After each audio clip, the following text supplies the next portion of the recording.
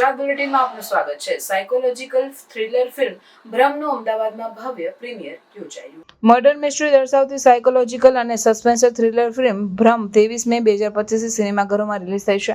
ત્યારે ફિલ્મના મેકર્સ દ્વારા અમદાવાદમાં ભવ્ય પ્રીમિયર યોજવામાં આવ્યું, જેમાં ફિલ્મની મુખ્ય સ્ટાર કાસ્ટ મિત્ર ગઢવી, સોનાલી લીલી દેસાઈ, અભિનય બેંકર અને નિશ્મા સોની, ડિરેક્ટર રાઇટર પલ્લવ પરીખ સહિત ગુજરાતી ફિલ્મ ઇન્ડસ્ટ્રીના અનેક જાણીતા કલાકારો ઉપસ્થિત રહ્યા।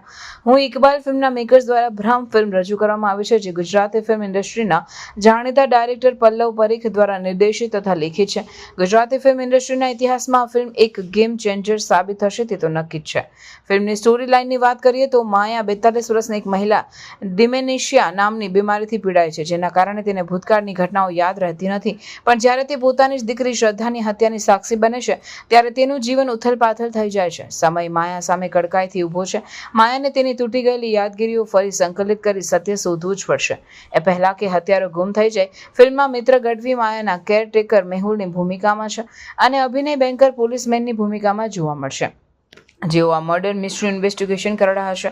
આખરે માયાની દીકરી શ્રદ્ધાનું મર્ડર થયું છે કે નહીં અને થયું છે તો કોણે કર્યું છે એ જાણવા અચૂકપણે ફિલ્મ જોવી જ પડશે।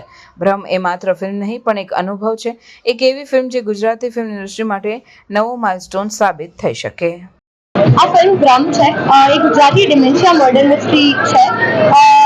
આ ફિલ્મમાં માયાનું કેરેક્ટર છે જેને ડિમેન્શિયા થાય છે। એક પરિવારની વાર્તા છે જ્યાં એક ઘટના ઘટે છે અને કેવી રીતે પરિવાર એના સાથે ડીલ કરે છે એના ઉપર આખી વાર્તા છે। આખી murder mystery thriller suspense film છે।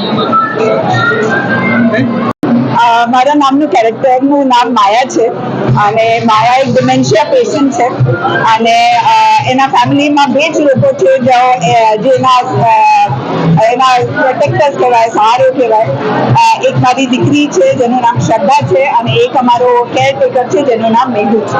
તમે શું માયા ફેલાવો એ તો તમારે જોવું પડશે, બટ એક નવી પ્રકારની ફિલ્મ છે, એ 100% છે અને કાલે અમે મુંબઈમાં એનો પ્રીમિયર કર્યો, બહુ જ સારો રિસ્પોન્સ રહ્યો અને એવો જ રિસ્પોન્સ અમે અમદાવાદથી એક્સપેક્ટ કરીએ છીએ। આજે જે પિક્ચર જી એ તેનો ભ્રમ છે, બહુ બધા ભ્રમ છે। એકચ્યુઅલી એક ભ્રમની વાત નથી, અમે ગઈકાલે મુંબઈ પ્રીમિયર કર્યું અને આજના દિવસ દરમિયાન લોકોએ જેટલા બી રિવ્યુ કર્યા, જેટલા લોકો ફિલ્મ જોવા ગયા, એ બધા એવું કીધું કે એ વાત સાચી કે ફિલ્મમાં બહુ અલગ અલગ જાતના ભ્રમ છે, મર્ડર મિસ્ટ્રી છે, કઈ રીતે થયું, કેમ થયું, કઈ રીતે નીકળાશે, નહીં નીકળાય, વારંવાર ભ્રમ 15-15 મિનિટે આવતા રહે છે ફિલ્મમાં। અને મેં ઘણા બધા ઇન્ટરવ્યુમાં પહેલા કહ્યું હતું કે આ ફિલ્મની ખૂબી એ છે કે દર 15 મિનિટે તમને એવું લાગશે તમને ખબર પડી અને કંઈક નવું સસ્પેન્સ આવશે। જે હું કહેતો આવ્યો છું, છેલ્લી 2 મિનિટમાં તમને ફિલ્મ શું હતી ખબર પડશે। જે કાલના પ્રીમિયરમાં ને આજે આ લોકો ફિલ્મ જોઈએ લોકો કહી રહ્યા છે, બહુ જ સરસ રિવ્યુ આવી રહ્યા છે। આજે અમદાવાદ પ્રીમિયર છે, કાલે બરોડા પ્રીમિયર છે અને અમને બસ આશા રાખીએ છીએ કે લોકોને ખૂબ મજા આવે અને તમારા બધાના વ્યુઅર્સને એવું કહેવા માંગુ છું કે ભ્રમ જોવા પહોંચી જાઓ। ફેમિલી જોડે US સર્ટિફાઈડ ફિલ્મ છે એટલે તમે ફેમિલી જોડે પણ જોઈ શકો।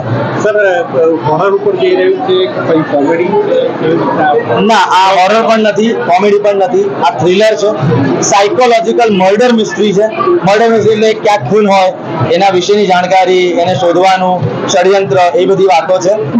હોરર નથી પણ તમે હોરર ફિલ્મમાં જેવું ફીલ કરો, એન્ઝાઇટી થાય, તમને ટેન્શન થાય, એ થશે ફિલ્મ આ ફિલ્મ જોતી વખતે। અને તમે આમ સીટના ખૂણા પર રહેજો તો સીટ બેસી રહેશો કે શું થવાનું બધા એવું કહી રહ્યા છે, ખૂબ એન્જોય કરી રહ્યા છે। સો બસ હું પણ રાહ જોઉં છું કે અંદર જઈને ફિલ્મ જોવું ફાયદો। ભ્રમ વિશે શું મેસેજ આપવા માંગીએ? ભ્રમ વિશે એટલું મેસેજ આપવા માંગુ છું કે આ ફિલ્મ એન્ટરટેનમેન્ટની સાથે એક બહુ ઇમ્પોર્ટન્ટ મેસેજની બી વાત કરવાની છે લોકો જોડે, જે આપણી આજુબાજુ ઘટિત છે અને એવું જ્યારે થાય સામાન્ય પરિવાર જોડે ત્યારે કેવો ભ્રમ ઉભો કરી શકે એ ફિલ્મ એટલે ભ્રમ।